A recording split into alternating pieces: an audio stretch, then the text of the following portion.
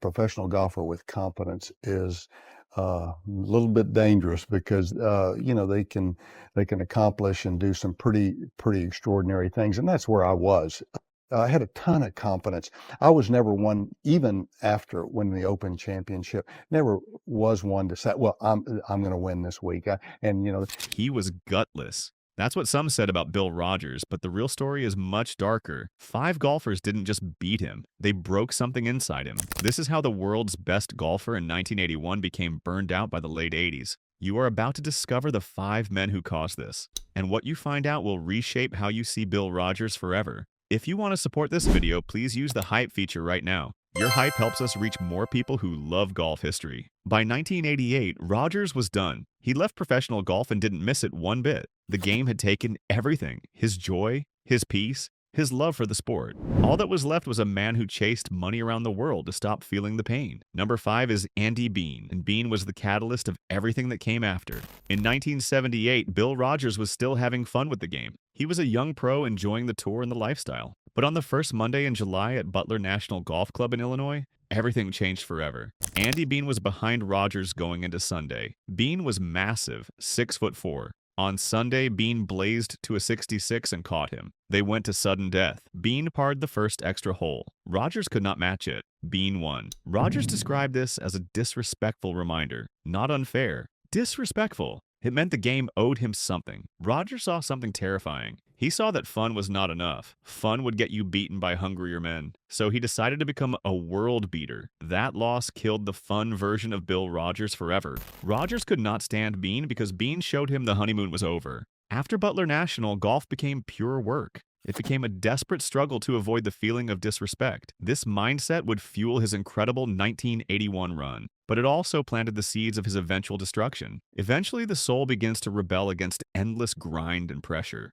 Number 4 is Ben Crenshaw, and Crenshaw was the friend who became the rival. Rogers and Crenshaw were both Texans. They grew up in the same junior golf circles. They were friends. But in professional golf, you cannot be friends and competitors at the same time. In 1981, the Texas Open at Oak Hills Country Club in San Antonio became a shootout between them. By the end of 1981, Rogers was the best player in the world. He had won the Open Championship. He was closing in on Player of the Year. Crenshaw shot 65 in round 1 while Rogers shot 67. Rogers came back with 66 in round 2 while Crenshaw shot 67. Both shot 70 in round 3. On Sunday, both went insane. Crenshaw shot 64. Rogers shot 63. They were tied at 266 total. They went to sudden death. Rogers was nervous about playoffs. But this was different. This was crushing a friend. The playoff lasted 1 hole. Rogers birdied the first extra hole. Crenshaw was knocked out in 1 shot. Rogers called this mentally exhausting. Winning a playoff against a friend like Ben is mentally exhausting because you respect him deeply. There is guilt in that victory. Crenshaw had convinced Rogers to go to England for the Open Championship earlier that year. Crenshaw had engineered the greatest moment of Rogers' life. Then Rogers destroyed Crenshaw on his home course. He had to crush the friend who had helped him. Rogers hated facing Crenshaw because the game forced him to choose between friendship and championship. He had to choose victory. The guilt of winning was as heavy as losing. Number 3 is Bernhard Langer, and Langer taught Rogers what panic feels like. In July 1981, Bill Rogers arrived at Royal St. George's in Sandwich, England for the Open Championship. This was the first time the championship had come back to Royal St. George's in 32 years. Rogers did not come as the favorite. He came as a contender. He had just finished second at the US Open, and that runner-up finish had given him confidence. But Rogers almost did not even play. Before his first round, he was on the practice putting green. He misread his tee time. A journalist named John Whitbread noticed Rogers was not on the tee. Rogers had to sprint. He ran from the practice green to the first tee, arriving just in time. That adrenaline spike set the tone for the week. It was a week of high anxiety from the very first moment. Rogers played the first 3 rounds beautifully. He shot 72, then 66, then 67. After 3 rounds, he had built a 5-shot lead. At a links course like Royal St. George's, a 5-shot cushion is significant. But at a links course, wind and bunkers can destroy a scorecard in minutes. Rogers' lead was not safe. It was never safe. On the 7th hole of the final round, Rogers made a double bogey. A double bogey is disaster. It kills momentum instantly. Rogers' 5-shot advantage was slashed in seconds. He double bogeyed to open the door for everyone. He knew it immediately. At that moment, Bernhard Langer was applying pressure. Langer was a rising star from Germany in 1981. His game was built on mechanical precision. Langer was not a player who gave strokes back. You had to beat him. He would not beat himself. Rogers admitted that when he saw Langer climbing the leaderboard, he started to panic. Panic is the death knell for a golfer. Panic leads to tight muscles. It leads to shallow breathing. It leads to poor decisions. Panic is what Rogers feared most. Rogers told himself not to let one hole ruin his whole week. He pulled himself up by the bootstraps, a phrase that means pure effort rather than natural flow. He birdied 3 of the next 4 holes starting at the 9th. This stabilized everything. He won the championship by 4 strokes. But here is the crucial thing. Rogers did not describe winning as joy. He described it as exhilaration and relief. Relief, not happiness. He threw the ball into the stands at the 18th hole. He said his relief was showing in that moment. He could not stand Langer because Langer forced him to confront the possibility of a historic collapse. The mental energy required to fight off panic in front of millions of people is immense. It was another withdrawal from Rogers' emotional bank account. The account was rapidly running low. Number 2 is Jack Nicklaus, and Nicklaus was the suffocating shadow. If Tom Watson was the active antagonist in Rogers' story, Jack Nicklaus was the atmosphere itself. Nicklaus was not just a golfer. He was a monument. By 1981, Nicklaus was 41 years old. His absolute prime was behind him. His great victories were decades in the past, yet his aura remained untouched.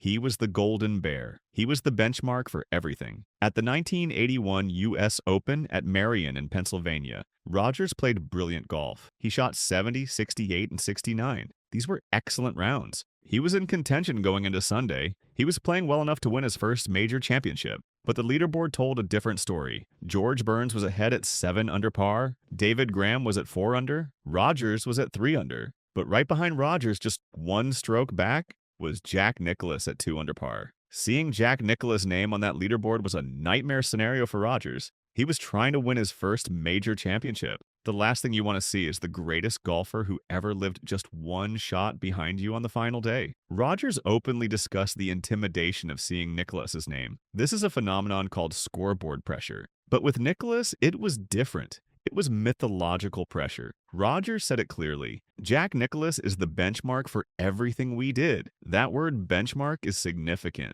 A benchmark is a standard against which everything else is measured. By calling Nicklaus the benchmark, Rogers placed himself in a subordinate position. He was not trying to beat Nicklaus. He was trying to measure up to him. That is a fatal mindset in elite sports. Nicklaus did not win that tournament. David Graham won it. Graham shot 67 in the final round and won by 3 strokes. It was one of the greatest final rounds in major history. But Rogers' memory of the event is dominated by Nicklaus. Even though Graham won, Rogers cannot forget that Nicklaus was close behind him. Rogers could not stand Nicklaus because Nicklaus made him feel small. When Nicklaus was in a field, everybody else was a supporting actor. Rogers was fighting to become a world beater. The constant reminder of Nicklaus's greatness was a weight on his shoulders. It was suffocating. Rogers finished tied for 2nd at that U.S. Open, which is an excellent result, but it felt like a defeat because Nicklaus was there. Rogers mentioned being able to touch and feel the careers of legends like Nicklaus and Palmer. While this was a privilege, it was also a distraction. To be in awe of your opponent is to concede the mental edge. Rogers never fully demythologized Nicklaus. That inability to see Nicklaus as just another golfer likely contributed to the mental exhaustion that set in later. Maintaining the mental focus required to beat a god is far more taxing than beating a mortal. Number 1 is Tom Watson, and Watson was the ultimate nemesis. Tom Watson was the dynamic force of the late 1970s. The reign of Jack Nicklaus was being challenged by a young man with a gap-toothed smile and a Midwestern manner. Watson was a natural conqueror. Rogers was a relentless grinder. Their careers ran parallel in time but on different trajectories. In May 1979, they met at Preston Trail Golf Club in Dallas for the Byron Nelson Classic. This was Rogers' homecoming tournament. He was a native Texan, born in Waco, raised in the competitive cauldron of Texas junior golf. Winning the Byron Nelson was not just a professional goal, it was a matter of regional honor. Watson opened with a dominant 64 and established dominance immediately. Rogers shot 68 and trailed significantly from the start. In the second round, conditions toughened. Watson shot 72 and Rogers shot 73. Watson maintained his advantage. But in the third round, something shifted. Rogers fired a 65 the round of the tournament. He vaulted into contention and erased the deficit completely. On Sunday, Rogers played the front nine with precision. He led through 9 holes. Leading Tom Watson on Sunday is one of the most dangerous positions in golf. It invites a counterattack that very few players in history have the weapons to withstand. Both men finished the 72 holes tied at 276. They went to sudden death. In sudden death, psychology changes instantly. The marathon becomes a sprint. Watson birdied the first playoff hole, Rogers parred the first playoff hole. It was over. Watson won. The abruptness of the defeat is critical here. After 4 days of battling the course and the heat and his own nerves, Rogers was dismissed with a single stroke. Rogers later reflected on the moment. He said the best player won. It would have been special to win against Watson. This is a concession of inferiority.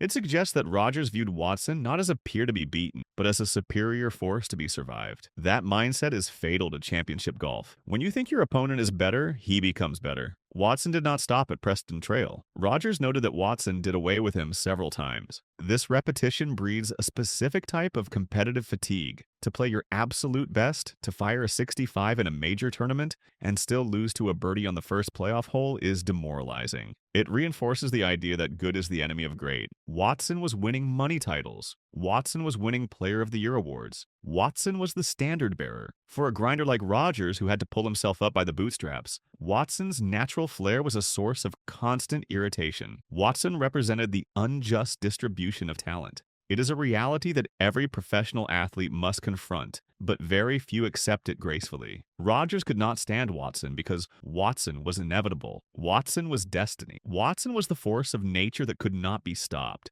Every time Rogers played Watson, he was playing against inevitability itself. That is a battle no one can win. The psychological toll accumulates. Over time, the belief that you will lose becomes stronger than any physical skill you possess. By late 1988, less than a decade after his glorious 1981 season, Bill Rogers was finished. He had effectively retired from competitive golf. The explanation he gave was stark. He was burned out. He lost the kid-like feel of playing the game and enjoying it. He chased the almighty dollar all over the world. He traveled to Japan, Australia, and Europe chasing appearance fees. The money was a tangible reward that did not require the emotional flaying of a major championship Sunday. He lost the desire to compete at the top level. Rogers called himself soul-sick. This spiritual fatigue was not random. It was the cumulative result of everything that Watson, Nicklaus, Langer, Crenshaw, and Bean had demanded from him. Watson forced him to confront his own inadequacy. It required constant overexertion just to compete. Nicklaus made him feel small.